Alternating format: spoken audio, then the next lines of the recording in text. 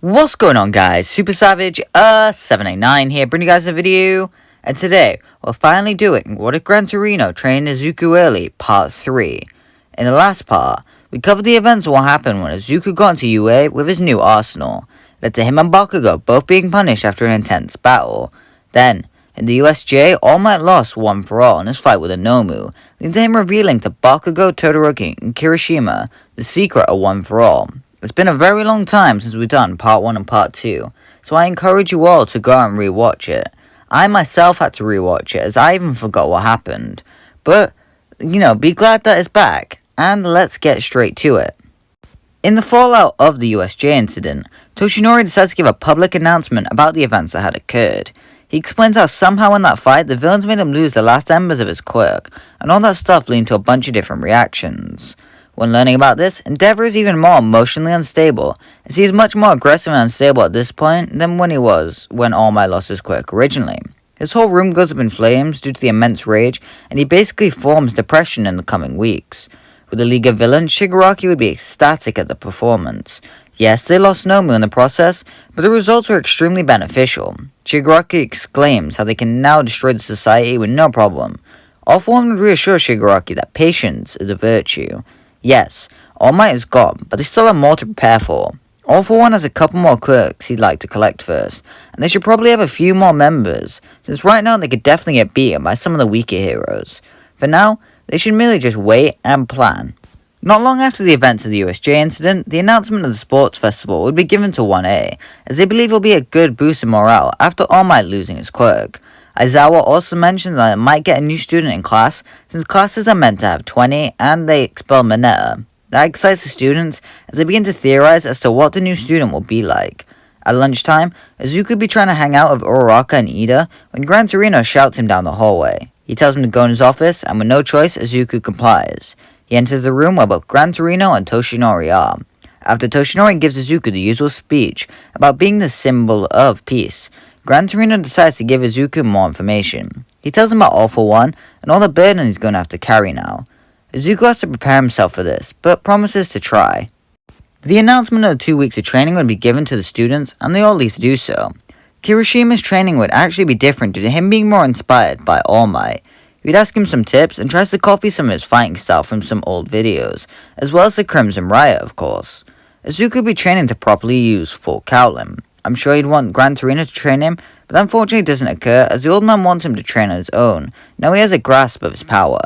One day, while returning from some training, Izuku would feel a slight shift in the air. His body feels uneasy as he turns around and sees Bakugo mere centimeters away, with his hand out ready to fire an explosion. In a panic, Izuku jumps to the side, barely dodging a blast to the face. Bakugo lands and tells Izuku that he's going to kill him. It should have been him who got one for all, not some quirkless trash. While Izuku doesn't want to fight, he isn't the spineless person that Bakugo bullied his entire life. He activates full Kowlin and tells Bakugo to bring it. Izuku and Bakugo rush each other, beginning to fight like they did in canon. Here though, Izuku would be doing much better. He isn't just trying out a new fighting style, so he'd be able to fight much easier. His fighting style is also much more tricky for Bakugo to keep up with, due to how quick he is. Izuku would land a haymaker onto Bakugo, knocking him hard against the ground, causing him to crack, leaving the blonde on the ground defeated. He just lay there, looking at the sky as Izuku asks if he's okay. Bakugo would ask Izuku why he got so strong, and Izuku gives Bakugo an abridged version of his training. After learning of this, Bakugo would leave, telling Izuku that he'll make sure to become number 1, so Deku better be prepared. The day of the UA Sports Festival would arrive, and Todoroki would still give Izuku the declaration of war they did in canon. Bakugo would still make his speech, and then they all have to go and race.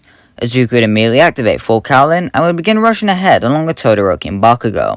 Remember, Izuku is built on reacting quickly as well as moving in quick ways, so a race like this is accustomed to him. Todoroki would create small hurdles in the way of Izuku, constantly tripping him up, meaning he can get ahead. As for Bakugo, he'd remain in third the entire time, which would piss him off, but no matter how much he shouts, Izuku and Todoroki are focused only on each other.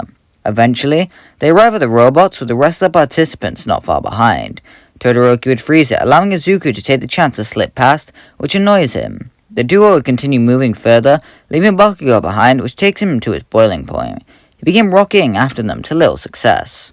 Izuku and Todoroki easily get over the crevice, and would be neck and neck as they arrive at the mines. While it could go either way, I'll say that Izuku would take the lead, with Todoroki taking second. Bakugo would take third, and Kirishima take fourth. In the cavalry battle, there'd be one big change in the teams. While Team Izuku and Team Todoroki are the same, Team Bakugo would be different. Due to the change in Kirishima's personality, I could see him wanting to make his own team, as he wants the notoriety the team leaders will get. His team would consist of Ashido, Zero, and Sato. As for Bakugo's team, he'd be stuck with taking Shoji and Tsuyu as his team, which he definitely wouldn't like but would have to accept. During the cavalry battle, not much really changes. Kirishima's team would focus on taking out some of the fodder, earning them some points to qualify. As for Team Bakugo, they still have their encounter with Monoma, but that would go the same for the most part. Tsuyu can just use her tongue as a replacement for Sero's tape, so that would go quite nicely. As for Izuku against Todoroki, the use of full cowling wouldn't really do much different, while in the stationary style that they're in, so Todoroki was tilted to 10 million, and they barely passed by Tokoyami acting quickly. The teams that pass are of course Team Midoriya, Team Todoroki, Team Kirishima, and Team Bakugo. However, we have one vacant spot left. That spot will fall to Shinso, who would enter the tournament along with the others. While I won't be randomizing the bracket, we do have some changes to the roster for obvious reasons, so it'll be easier for us to list them. So, the fights are Izuku vs Shinso, Todoroki vs Zero, Kaminari vs Shoji, Ida vs Mei, Tsuyu vs Ashido, Tokoyami vs Yaoyorozu, Kirishima vs Sato, Bakugo vs Uraraka. The first fight against Shinso goes the same, except Izuku just uses full cowling after breaking out his mind control, then merely knocks him out. Todoroki would then body Zero.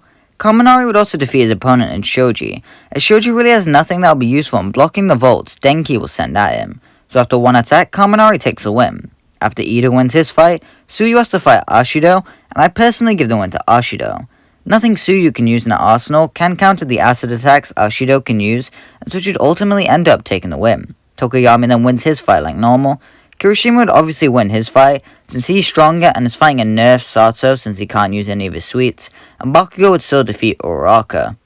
Next up is Izuku vs Todoroki. Here, pressure won't be on either, since Endeavor more than likely won't be in the stands, still dealing with the grief and rage he feels from being number one. When the fight begins, Izuku activates full cowling and begins darting towards Todoroki, who uses ice to cut off Izuku while he moves. It makes him stagger, allowing Shoto to shoot a big blast of ice at the green-haired boy, which he barely dodges. He tries rushing in again, with Todoroki predicting Izuku's movements yet again to make him lose his footing. This time, the attack he throws at Izuku would manage to land a cut on his hip that he avoids. Izuku recognizes that Todoroki is prepared specifically for his fighting style.